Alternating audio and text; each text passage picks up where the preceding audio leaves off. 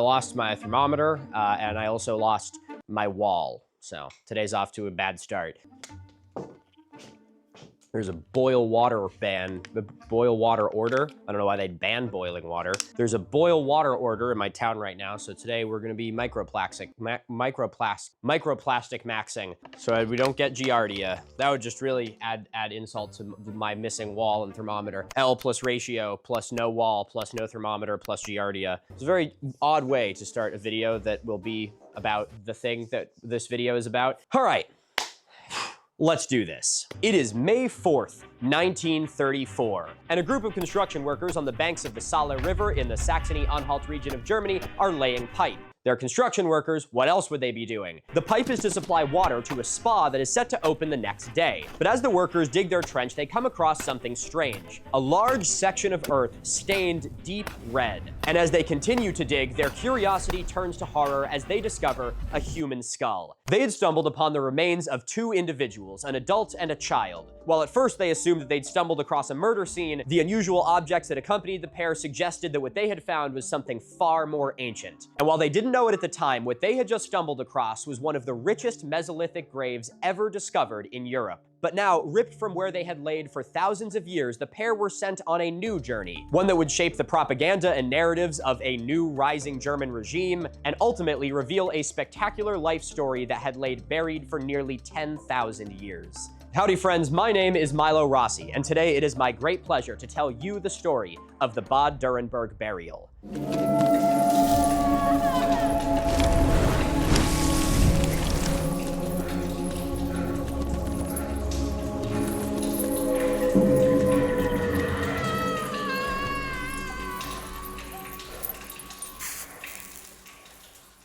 The speed at which the Bad Dürrenberg burial was thrust back into the world of the living was probably a shock even for those buried within. If you've been watching this channel for a while, you'll know that construction workers accidentally discovering an archaeological site is kind of a running theme. So typically when this happens, experts are called in to do a painstaking excavation of the site so they could document it all and recover any artifacts before it's ultimately destroyed. But this video's topic, the Bad Dürrenberg burial, had two things working against it. Firstly, this was 90 years ago, so needless to say, archaeological practices were a little bit different than they are today.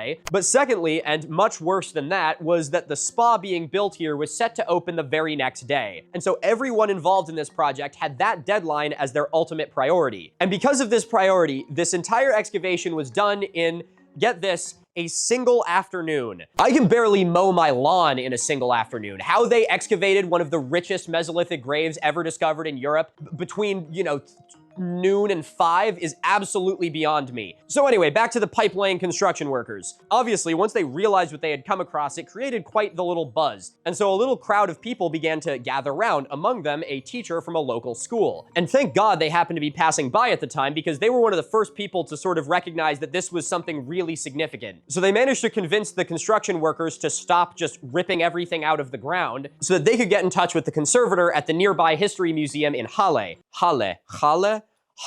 At the time, the conservator of the Halle Museum of Prehistory was a man named Wilhelm Henning. When the teacher contacted the museum, Henning was informed at how dire the situation was for this site, and how at that very moment, the ground around this ancient site was already littered with artifacts like shells, bones, and boar tusks. Of course, nobody had recorded anything about these artifacts before ripping them out of the ground, and so all of the context of their original layout and all the information that comes with it had been completely destroyed. Thankfully, Henning immediately went to the site to take over the excavation. And it was there he was told about the construction deadline and that he needed to be done with whatever it was he was doing by sunset. Wow, characteristically German right there. Talk about efficiency. I don't care what you are doing, Wilhelm. We need to be done by the time the sun goes down. We have the spa opening tomorrow. Sound like that guy from The Big Lebowski. We are nihilists. We will come back and we will cut off your Johnson. So because of the time crunch, Henning prioritized the removal of artifacts over the painstaking documentation of the site. Because of this, our understanding of the original site's layout is painfully limited, and is based pretty much entirely on a few hasty notes and not even a single photograph. Now, I hear what you might be thinking is, well, that doesn't sound that bad. It's definitely not ideal, but, at least they recovered all the artifacts. you know, it's better than nothing. But kind of counterintuitively, it's actually the notes that are taken on an archaeological dig that are way more important than the artifacts themselves. Now, I get it. I'm not saying artifacts aren't important, obviously. I also love walking into a museum and seeing all these, you know, spectacular relics. But think about it for a second. I'll give you an analogy. I'm sure you've probably watched a crime show at some point where people are like investigating a crime scene, and there are those guys in like the white suits with little booties going around placing the little, you know, yellow numbers next to everything. That's honestly pretty much exactly how an archaeological dig works. Detectives at a crime scene aren't really interested in the items themselves as much as they are interested in the context that the items are found in. Finding a knife or bullet casings at a crime scene doesn't mean anything without its context. Was the knife in the victim's hand or was it in the kitchen drawer? And were the shell casings on the ground or in a hunting backpack in a closet? So essentially what Henning arrived to at this excavation would be the equivalent of a detective showing up to a crime scene, and there's like two plumbers in there who found it first that are halfway through dragging everything out of the house and onto the street. I know I made this point in a lot of videos before, but it bears repeating that context is the most important thing in archaeology. And since even the act of a painstaking archaeological excavation is complete destruction, there should never be a single detail that goes unrecorded. So as you can imagine, even for the 1930s, Henning must have had an absolute heart attack showing up to this site. That said, for all the things working against it, Henning recorded as much as he could. And so despite the rapid and destructive excavation, here is what we know about the burial itself.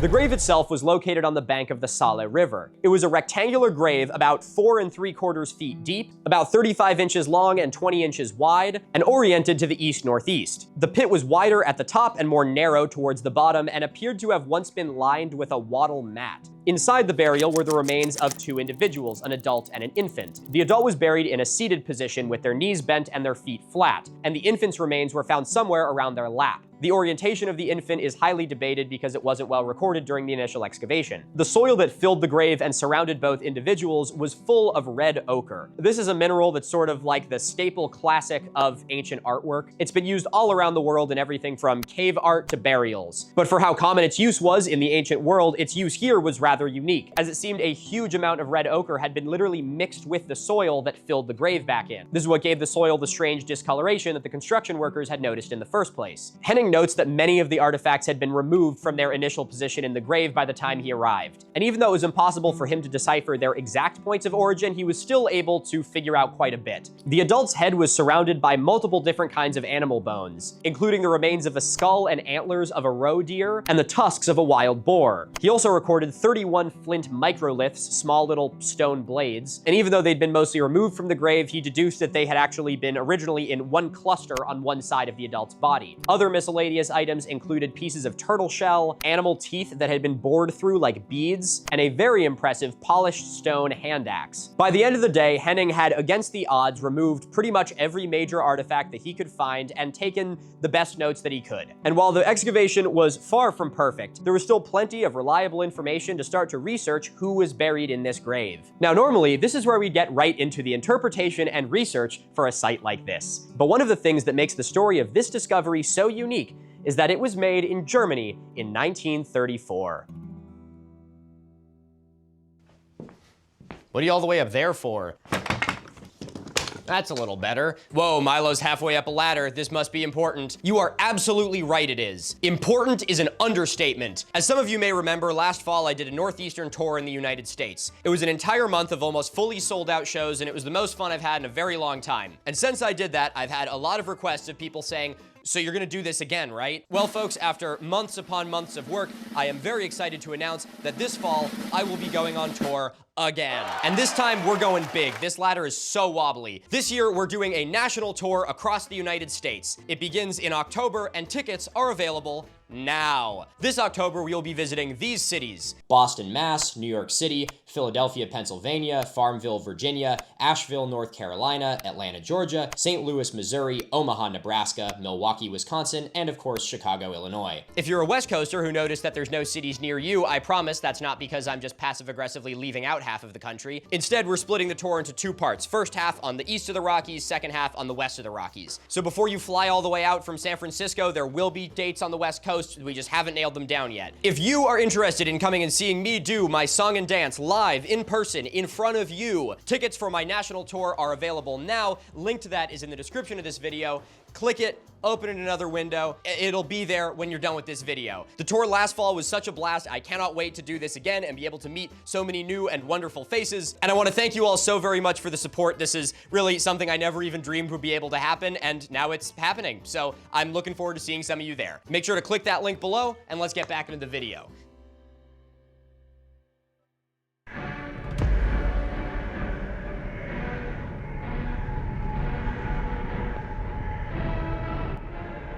Okay, a little PSA before I go into this. You already know what I'm going to talk about, so no, I'm not giving a content warning. You know what is happening now. My content warning is instead the fact that I'm going to have to talk around some algorithm triggering words here because the algorithm is a massive bitch. I'm surprised it took this long, but I finally got a video demonetized. It's my going through an atlas from 1855. If you haven't seen it, go check it out. It is currently demonetized and age restricted. I appealed it and it got rejected immediately because, once again, the YouTube censorship algorithm is a massive bitch. So I just want to say very personally that I absolutely loathe the weird, like, TikTok unalived bullshit. I think it's incredibly cringe and honestly really disrespectful. So believe me that it brings me no joy at all to have to talk around some of the topics when talking about Germany in 1934, but I gotta put food on the table, so I hope you guys understand. If you got a problem, take it up with YouTube. I will not, however, say the Austrian painter. That one makes me want to just lose my mind. The occupants of the Bad Dürrenberg burial had laid peacefully for thousands of years, blissfully unaware of everything happening in the world of the living. And as their terrible luck would have it, of all of the times they could have been discovered, it happened to be 1 year after the rise of the German Fascist Party. If I see one person say, they were actually socialists, I'm already worked up and no one's even talking to me. I'm alone. I'm worked up and I'm alone. How sad is that? Now, you're probably wondering, what does this have to do at all with the Bad Dürrenberg burial? These two things, you know, they may have happened around the same time, but how are they remotely related? Well, unfortunately, archaeology happened to be a huge part of the rise in this new regime. This is why they're the enemies in the Indiana Jones movies. Now, there's several reasons for the obsession with archaeology, but there is one primary one. As the shadow of the party began to fall over Germany, its leader promised the German people a return to their former greatness. But his ambitions were a lot more than just a political campaign. One of his ultimate goals was the creation of a Volksgemeinschaft, or a people's community, essentially a gigantic German ethno-state that would be the home of his 1,000-year German Reich. It was a massive settler colonial project that aimed at replacing the surrounding inferior races with ethnic Germans. And this newly acquired land became known as Lebensraum, or living space. In order to create this Lebensraum, especially to the east, the current undesirable occupants would either be forced out, enslaved, or simply exterminated, leaving the lands open to be claimed by German settlers. But there was one thing missing from this plan, and that was a good justification. While some of the population might have hopped on board with this idea because of their own biases or because of the personal benefit that they saw they could gain, there needed to be some greater justification for it. Lacking a religious justification, the leader of the party turned to the more pragmatic use of pseudoscience. Enter the Aryan race. No, like, they're not actually coming in. It's just where they come into the story. See, the leader of the Reich believed that Europe had once been home to a highly advanced, blonde-haired, white, blue-eyed, ancient European master race, and that it was from this initial highly advanced civilization that all the other great civilizations around the world had been taught. And he called them the the Aryans. Sorry. Freudian slip. Now, this is not to be confused with the Aryan that you might see used in, like, old textbooks. This refers to a group that we now call the Indo-Iranians. Back in the day, some scholars noticed a similarity between the Aryan or Indo-Iranian languages and the Indo-European languages, and the leader of the party, being equal parts racist and stupid, interpreted this as meaning there must have been one lost advanced master civilization, and that two groups, the Germans and the Scandinavians, were their direct descendants. Idolizing the white, blonde-haired, blue-eyed master race sounds like an awful lot of cope coming from a guy that looked like that. Can we even show a picture? I don't even know anymore. What the fuck am I doing? And most critically, that for the descendants of this Aryan race, it was their birthright to reclaim the lands that now inferior races occupied. It's just like they say, you know, history might not always repeat itself, but it sure as shit rhymes. Wow, thank God nothing like that could ever happen again today. Again, it's like poetry, so if they rhyme. By framing Lebensraum not just as a conquest but as an ancestral right, the party's leader had successfully created a bridge between his ethno-supremacist project and a historical German identity. And this framing of it being a historical struggle for the safety and identity of the German people and the German state helped create a populace that would be complicit, if not enthusiastic, about the cleansing that it necessitated. The plan was as brilliant in its simplicity as it was absolutely evil. And so there was just one thing left to do: prove your claim to the land by getting out there and digging up some Aryans. Bad Dürrenberg was discovered on May 4th of 1934. Just 1 week earlier, on April 27th of 1934, the new German regime founded, I'm gonna have to read this one off my laptop, and I'm gonna butcher it even doing that, the Reichsüberwachungsamt. The Reich Surveillance Office, or a lot more simply after its original supervisor, a man named Alfred Rosenberg, the Amt Rosenberg. The Amt Rosenberg became the original cultural arm of the Reich's indoctrination and propaganda unit. They monitored institutions of science, education, and art, and ensured that everything they published interpreted art, history, and science through the lens of the Reich's belief system. Thank God nothing like that could ever happen again today. Works that went against the narrative of the Reich were suppressed, destroyed, and their creators punished. Essentially, the Amt Rosenberg was the Reich's thought police. And within all these responsibilities, they also got the wonderful job of helping prove the existence of the Aryan race. When the burial at Bad Dürrenberg was first discovered, Henning and others immediately noted how rich the grave goods were. And given this and its unfortunate discovery just a week after the foundation of the Amt Rosenberg, the Bad Dürrenberg burial became one of the first archaeological discoveries to be interpreted through the lens of the Reich's pseudo-archaeological propaganda campaign. Henning immediately transported the discovery to the Halle State Museum of Prehistory, which at the time was called the Landesmuseum für Vorgeschichte Halle. Landsmuseum für Vorgeschichte Halle. Das Landesmuseum für Vorgeschichte in Halle.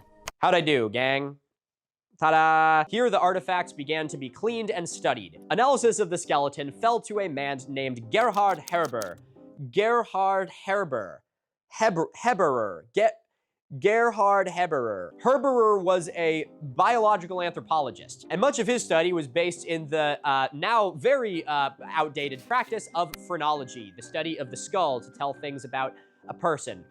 It was used for really great stuff. You guys have seen Django Unchained, all right? I don't need to explain this one to you. Boom, scientific racism. Anyway, based on the skull, he interpreted it as being the remains of a man, and gave little attention to the remains of the child, which was mostly just brushed off as maybe a nod to family lineage or like a human sacrifice or something. The animal remains found inside the grave were interpreted as hunting trophies, and these, combined with the highly polished hand axe, interpreted him as being a highly successful Mesolithic hunter, farmer, warrior. And it was ultimately concluded that this grave held the remains of an Ur-Aryan, an original Aryan, a white, blonde, blue-haired patriarch of an advanced, ancient farming and warring society. And so they proudly reported to the Amt Rosenberg that what they had found was the grave of, you know, like Neolithic Fabio. Now you may be thinking to yourself, wow, this research sounds absolutely terrible, and that's where you'd be wrong. This research wasn't good or bad, it just wasn't research, it was propaganda. While I want to say in good faith the archaeologists studying it were motivated to actually learn about this discovery, the political atmosphere at the time essentially had them doing either subconscious or fully conscious self-censorship in order to say things that would be favorable towards the regime, either to ingratiate themselves to it or simply to protect themselves. And believe me, while the burial at Bad Dürrenberg was the first archaeological discovery to be interpreted like this, it was most certainly not the last. Weirdly, the rise of the Reich became a windfall for German archaeologists. Never ask a man his height, a woman her age, or a the German museum where their funding came from between the years of 1936 and 1945. First, the Amt Rosenberg and the later Annenaber, which would become the Reich's specialty pseudo-archaeology department, would dedicate limitless resources to trying to find occult artifacts and proving the existence of the lost Aryan race. But no matter how much money they threw at these digs, all of them would come back with the exact same problem. The only thing that they proved was that while the Roman and Greek empires were living in cities of marble, the ancestors of the German people were living in small isolated tribes in huts of sticks and mud. Now, while we obviously no longer view progression like this as linear, and we know that the groups that existed all around the world were highly sophisticated in many ways, to the highly hierarchical German Empire, this was completely unacceptable. So while I think the Picts and Gauls are just as cool as you do, the Germans had, like, you know, they had small Pict syndrome about it. So they did what every guy does when they're self-conscious about the size of their Pict, and they, you know, they try and hype it up and make it sound like it's way bigger than it actually is. So all the sites were sort of twisted to fit the Aryan narrative. It was an uphill battle because Germany had nothing as visually stunning as, you know, like the Acropolis, so only a few sites actually became household names, with places like Biskupin and Exernstein becoming probably the best examples. But Bad Dürrenberg, among many other burials that were both less convincing and less exciting, got lumped in with just sort of a greater narrative of the Aryan race. As if an admission of guilt for the weak evidence that the Bad Dürrenberg burial posed, these supposed remains of a great leader of the German people's lost ancestors were then interred once again. Its purpose fulfilled for the propaganda machine, it was buried in storage at the Halle State Museum. In a little over a month, these two individuals that had laid peacefully for thousands of years had been ripped from the ground and assigned a role in a campaign of destruction. And over the following years, the ideology that they had been used to help shape would claim the lives of tens of millions of people in a war that would engulf almost the entire world. And as the world outside was ripped apart and soaked in blood, within the walls of the Halle State Museum of Prehistory, the remains of an adult and a child lay silently, their story still unknown as it had been for thousands of years.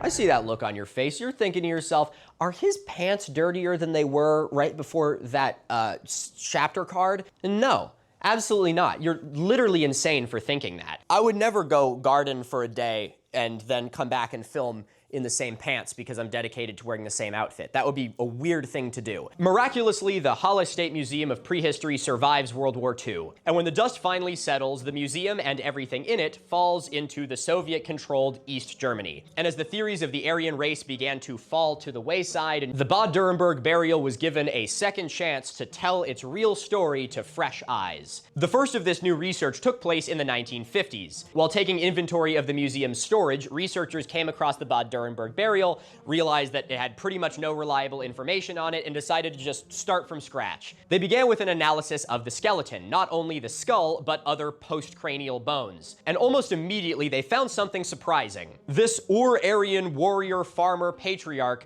was actually the remains of a woman. Oh, dude, come on, this video's about women? Milo Rossi goes woke yet again. Clicking off the video, gonna go listen to a guy complain about Star Wars. This one revelation reframed the entire burial, and it was clear immediately that this was just the beginning of a fascinating story. In 1957, a researcher named H. Grimm noticed an anomaly in the woman's foramen magnum. That's the hole in the base of the skull. He noticed an anomaly that sort of looked like a little chip taken out of the edge of the hole. He wasn't entirely sure of what this meant at the time, but interpreted it as being potential evidence of decapitation. This anomaly ends up playing a huge role in this story, but its true explanation would not be known for many more years. By the 1970s, the methods for dating artifacts had improved significantly, and it was then that the Bad Dürrenberg burial was found to be nearly 9,000 years old, dating as far back as the Mesolithic period. Use our timeline. We need a timeline. Show how long ago that is. This led to yet another interesting revelation. This Ur-Aryan farmer warrior was not only not a man, which would be conclusively proven through later archaeological work in the 90s, but also not a farmer, as the time that she had lived predates the dawn of agriculture in this part of the world by nearly 2,000 years. Most of these studies had focused on the remains themselves, and the discoveries that they made had completely changed this story. But by the 2000s, more research began to go into the artifacts that had been included in the grave. grave. The items that this woman had been buried with fall loosely into two categories: utilitarian objects like hand axes and stone blades, and personal ornamentation like the pierced teeth. The objects themselves had some interesting stories to tell. Okay, if you're thinking about grave goods, you're probably thinking about the same thing that I am. You know, things gathered by the community and left as an offering with the dead. But weirdly, this burial seems to have very few things like that. There's a few things that seem like offerings, like little caches of mussel shells and deer bones, but most of the things that were included in the grave were single items. Things like the hand axe, an antler handle, a selection of different sized awls, and multiple teeth that had once been strung into a single garment. Interestingly, many of these single items were highly worn, with things like a pendant that was made out of a boar's tongue bone, which I didn't even know was a thing, being incredibly worn down on one side, suggesting that it had been worn for years and had rubbed against skin or clothing.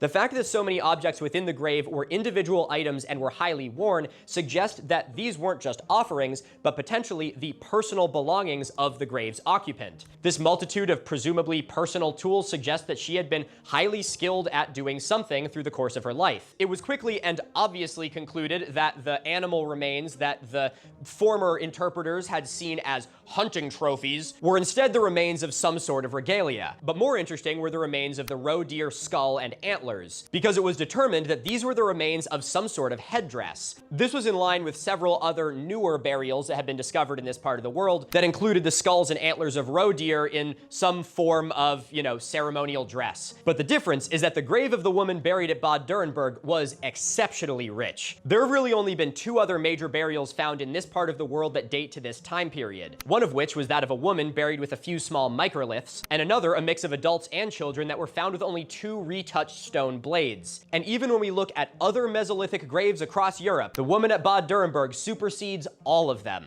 making hers one of, if not the richest Mesolithic grave ever discovered in Europe. It was clear that whoever this woman had been, she had been incredibly important, and it was around here that she earned her most common nickname, the Bad Dürrenberg Shaman. As her story began to slowly come into focus, public interest in the research began to skyrocket. Forgotten for nearly 10,000 years, the newly christened Bad Dürrenberg Shaman began to find her way into newspapers and magazines, and was even moved from storage to her own dedicated exhibit in the Halle State Museum of Prehistory. And as the Bad Dürrenberg Shaman began to gain sort of a celebrity status, the research into her life kicked into high gear. In the mid-2000s, she underwent new osteological research. That's research about bones. I've said osteology a few times in here. That probably should have been explained earlier, but the editors probably put up a title card, so you're good. Unless you're watching this while you're, playing Fortnite or something, in which case you didn't see it then, and you didn't see it now. So I hope you know what osteological means. The new research was finally able to determine her age. It was found that at the time of her death, she had been between the ages of 25 and 35. They also identified several unusual wear patterns on her teeth. The most notable and kind of skin-crawling of these is that her front teeth had been so worn down that the pulp had been exposed. There's no conclusive explanation for what caused this, but this pattern is very similar to those seen in cultures that use their teeth as tools. Things like peeling with your teeth, or like holding a strip of something in your mouth to do something with your hands, or some other repetitive task of holding something between your teeth. If you're like me, you probably look at the images of those teeth and you're like, ooh. And you're right in believing that that would have hurt so much. This same study also found evidence of bone density depletion in her sinuses, which they believe to be linked to one of potentially many infections that had been caused by this exposed pulp of her front teeth. Okay, you remember the foramen magnum thing we talked about earlier where the guy thought she had been decapitated? Well, this study also decided to look at that. They found no other cut marks around the base of her skull or her vertebrae, so they were pretty quickly able to rule out the decapitation theory. Instead, this seemed to be evidence of aplasia, a medical phenomenon where part of the body just doesn't develop properly. It seemed here that this part of her foramen magnum was just underdeveloped, and further that kind of weird circular little hole had a blood vessel running through it. Now, if you're like me with the teeth, that also makes your hair stand up a little bit. But the implications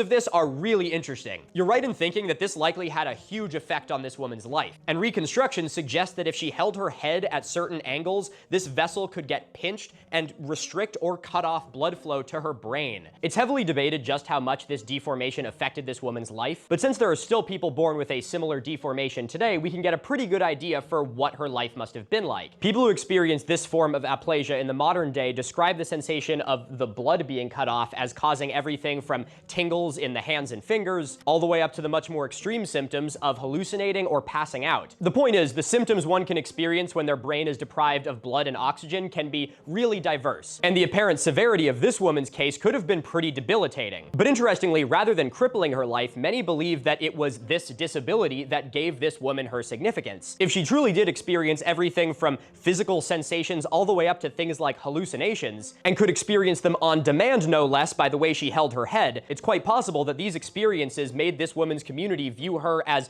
bridging the gap between this world and the next. There are multitudes of documented examples around the world of things that we today view as disabilities as being highly revered in the ancient world, and it's believed by many that this woman's apparent spiritual significance during her life was linked to this deformation in her neck. In 2019, there was a breakthrough in this research. Researchers were able to locate the original grave that had the pipe ran through it in 1934. And on re-excavation, they found several sections of the grave that had remained undisturbed. As if perfectly exemplifying my point about context earlier, these parts of the grave were excavated in their entirety, as in they scooped them out of the ground in 2 6-ton blocks that were completely put in boxes and taken back to the Halle Museum to be, like, meticulously gone through. They yielded many small artifacts that had been overlooked in the initial dig, things like teeth and bone fragments. But one of the most interesting things that they found was the imprint of goose feathers. The location of these prints indicate that feathers were some part of her headdress regalia. These blocks also had a lot to tell about the grave's original layout, which addressed the giant question mark that a lot of you, I'm sure, have floating over your head right now. So what was the story between the woman and the child? The sex of the infant has not been conclusively determined, but they were found to be between the ages of 6 and 12 months. This is where they started to do some DNA analysis on the child and started to find some weird things. Firstly, and a little bit weird, is that this is not this woman's child. But secondly, and even weirder, is that this child is still related to her. See, both individuals share an mtDNA haplogroup called U4. That does not mean literally anything to me, but I read it in a paper, so I'm saying it to sound smart. All that you do need to know is that this shows a further relationship between the two individuals, potentially a great-great-grandparent or a distant cousin or aunt. This similarity could be just due to the fact that maybe she lived in a small group of people, so it was hard to find someone that wasn't sort of related somewhere back, but others have suggested that the relationship between the two is somehow significant to the burial. While a mother and child buried together is culturally significant, this burial could suggest some sort of reverence for a relationship between distant kin. But this isn't the only unusual thing that DNA research uncovered. Genetic analysis of the woman showed that she had mitochondrial DNA U4B1B1,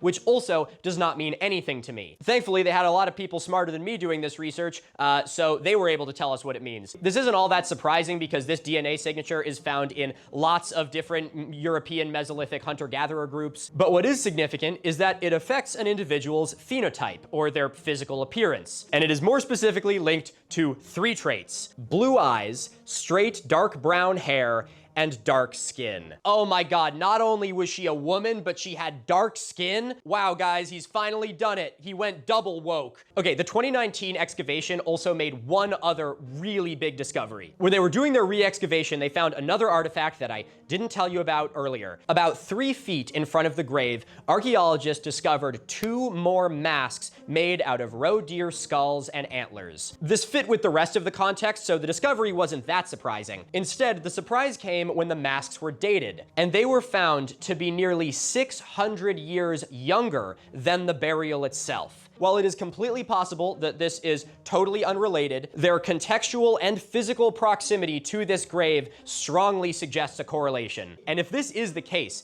the implication is that whoever this woman was, she was of such immense significance and importance that her grave was visited and revered for 600 years after her death. If we take a look at all of this research, we can see that the story of the Bad Dürrenberg burial has changed dramatically. Someone who was once framed as a male warrior leader of a lost Aryan master race was actually a dark-skinned, disabled medicine woman who was of such great importance that her memory persisted for 6 centuries. You literally just can't make this stuff up. It's kind of hilarious. Like, the Third Reich was wrong about pretty much everything, but man, add this one to the list, because I don't know what else they could have got wrong. I mean, I guess the blue eyes, you know, maybe that's the only thing they got right about this burial, and it was a complete guess, so they don't even get credit for it. Okay, I know that was a lot of information, so take a deep breath, shake your hands out, you know, stretch your neck. Like I talk about in all these videos, I love archaeology, but I really hate how often these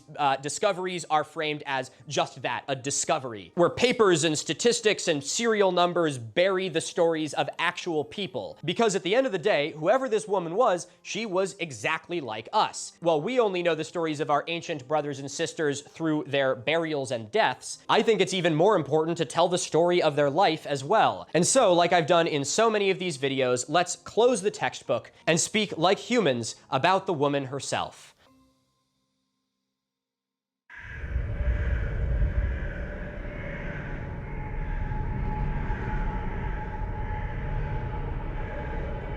When I originally started working on this video, I really wanted to have a visual aid, something similar to the Hopewell earthwork maps that I used in the Great Circle and Octagon videos. I've been having a lot of fun with posters, and I think things like that are really cool and, you know, a nice piece of art and a nice way to, you know, teach people who are visual learners like myself. So right when I started doing research, me and my partner Z, who does all the merch design for this channel, sat down and we're like, okay, what do we want to make? And the obvious thing is, well, let's do like a reconstruction of the grave and we can show off some of like the artifacts and things like that. So she started designing and I started scripting. Then like a week or two into this research, both of us kind of started to hit this point where like we were weirdly attached to this woman. As I did more research and her story kind of started to unfold, I was like, this is kind of weird. Why would we depict her in a grave pit? Like, my whole thing is talking about remembering ancient people as actual people. So we were like, okay, well, why don't we do some sort of like reconstruction instead? So we started a whole different thing showing off the headdress and a bunch of artifacts. Then a few weeks into doing that, we kind of had another aha moment. We realized that every single reconstruction of this woman that does show her in life is so antiseptic. As you've been watching this video, I'm sure you've become familiar with these reconstructions already,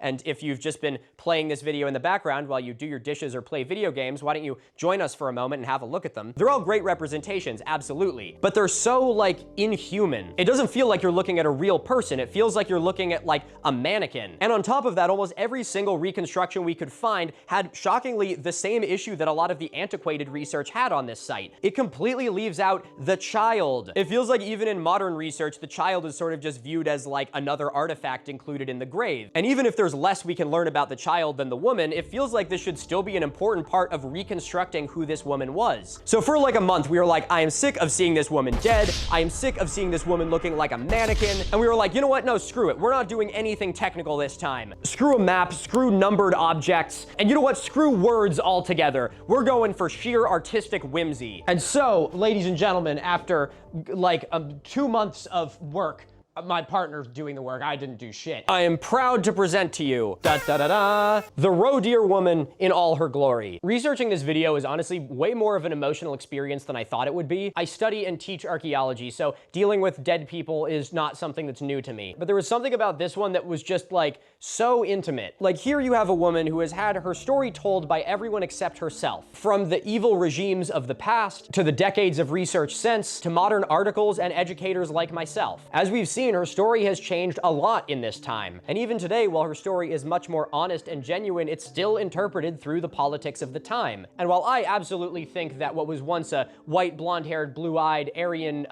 super soldier was actually a, dark-skinned, disabled woman is just as hilarious and ironic as the next guy, I also think it's kind of unfair to try and interpret this woman's life through these modern labels that we have so much modern stigma towards. All of these different terms and phrases conjure up ideas of things we understand in the modern world today. But the thing that goes underemphasized in all of these discussions is that this woman lived almost 10,000 years ago. Even compared to other ancient people we have talked about on this channel, it is almost impossible to try and put ourselves in her shoes, to try and imagine a world before empires and agriculture and this.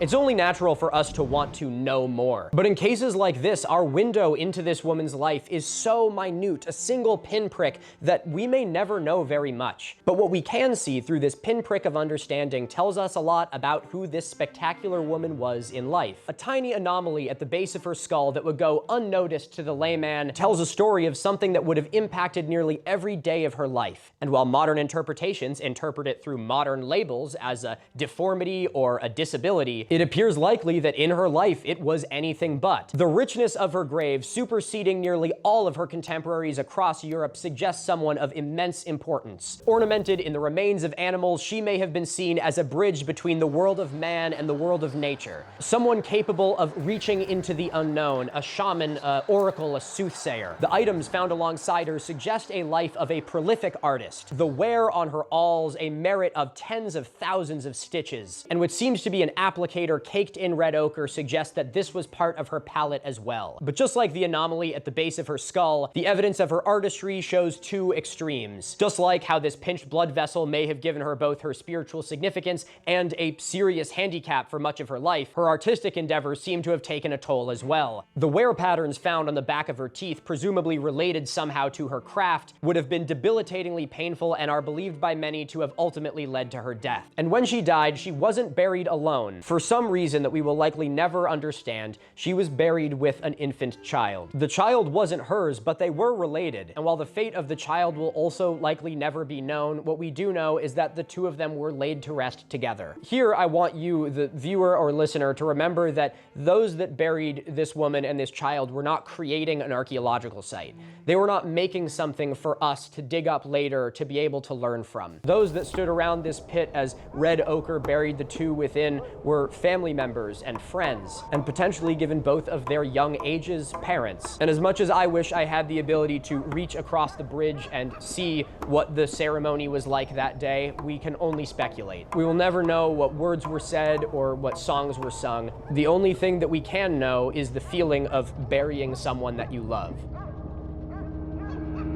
It's a tired cliche, but they say that you die twice. Once when you actually die, and then finally when you're remembered for the last time. Astonishingly, by this train of logic, the evidence shows that this woman and child remained alive for another 600 years after their death. For 600 years, 20 generations would pay homage at the final resting place of this incredible woman. They left offerings similar to those that she had been buried with, and God knows what else. And in a sort of bleak irony, we have no idea why. We can speculate about what she did in her life and what gave her her significance. But even after holding on for 600 years, even her memory died as well. And there they lay under the roots of forests like skyscrapers, under the feet of their descendants and the wheels of Roman chariots, under the felling axe and the plow and the crack of musket fire, only to somehow, against the odds, see the light of day again. After 9,000 years of peace and quiet, she was thrust back into the world of the living. But this resurrection has come at a cost. Like all of our ancient ancestors, she has no voice. She has no way to tell us if what we know about her is right or wrong. And thus, the responsibility of telling the story of the dead falls on the living, to talk about these ancient people not just as an artifact under a microscope, but as the people that they truly were. And perhaps if we can find it in ourselves to look with reverence and respect upon someone who lived 10,000 years ago, we will find a greater capacity to look upon those that we share the earth with today with the same reverence and respect. All of us who have ever lived on this big blue rock, and all of those that have yet to come, are really not so different from one another. Gifted, flawed, and infinitely complex. And so when you look into the eye sockets of the skull underneath a glass case at the Halle Museum of Prehistory, remember that what you are looking at is a mirror. Someone as complex and simple as you, and that when it really comes down to it, all of us will spend eternity the exact same way. That is starting to hurt my butt and my brain. Wow, well, there you go. Classic end to a Milo Rossi video. Just gotta really, wax philosophical for like 10 minutes. If you, beautiful viewer, are a fan of this poster, they are available now at miniminutman.com. My partner is the wonderful artiste behind this, so make sure to go give them a follow. And as you probably already know, I no longer accept sponsorships on this channel because I now have the ability to say no to them, which I'm very grateful for. But since we still have to make our bag, I'd much rather do it by making beautiful artwork that you can decorate your home with and have a beautiful story to tell with it as well. A portion of each sale goes directly to the artist, and the rest goes back into the channel and helps keep us corporate sponsorship free. On behalf of myself and the 8-person creative team who helps make all of these videos possible, we are very grateful for all purchases. Link to that is in the description of this video. If you enjoyed me keeping you company while you, played Fortnite or folded your laundry, why let the binge stop here? I have plenty more videos like this that are sure to, drown out the silence in the back of your head. No shade, I do the exact same thing. And if you did enjoy this video, I'd greatly appreciate if you'd leave an interaction. Things like likes, comments, and shares help the video do better in the algorithm, which helps us compete against all the really stupid shit that saturates YouTube. Like I always say, leaving an interaction is like tipping the bellhop or thanking the bus driver if we're sticking with our Fortnite-related references. It doesn't cost you a cent and helps us continue getting the ad revenue we need to produce these videos for free for you on YouTube. I'd also like to give a massive thank you to my editorial team. I may be the one you see in front of the camera, but each one of these videos is the work of 8 different people who spend hundreds of hours making the finished product that you see before you. So please make sure to give them a big round of applause as well. Ladies and gentlemen, I'd like to thank you all very much for watching this video. As always, my name is Milo Rossi, and remember to stay curious, stay inquisitive, and get out there and go lay some pipe. Oh, and before you go, remember, tour stuff. Link to that in the description. Get your tickets while they're hot. They'll go fast. See you there. Wow, it got really hot in here, y'all. Really hot. It's getting hot in here, so take off all your clothes. I'm getting so hot. What does that say? Dead center? Dead center. Why is it called dead center? Why is it called dead center? What does that have to do with being dead? Dead center. Dead center origin. Mechanical engineering and woodworking. Oh, dead meaning, the exact. Gotcha. Probably could have figured that out. I don't know. Okay, I have nothing else funny to say. It's like 80 degrees in here now. And you guys can just watch the outtakes from the rest of the video. See ya. Firstly, fuck. I missed my own finger. Jesus, I should do that test of, what is it? Like, not dexterity. What is this called again? Coordination? Holy shit, I think I phased right through my own arm. Herberer would dedicate limitless resource. What the fuck is that red squirrel? Yo, shut up, I'm filming. Dude. Yo, shut the fuck up. God damn it. Oh, I'm gonna move to the country. It's gonna be nice and peaceful and quiet. No, my neighbor's a fucking chipmunk. Jesus, I guess it's better than the groundhog. Fucking chipmunk doesn't eat my lettuce. Little shit. Close that window. Not that that does anything, there's a giant fucking hole in the roof. Okay, if you can hear the chipmunk, I'm sorry. So lacking, a religion or something to justify this ethnic... God, I hate that I can't say these things. What the fuck? Conspiracy theorists always complaining about censorship, and now I'm like, yeah, I get it now. I'm one of you.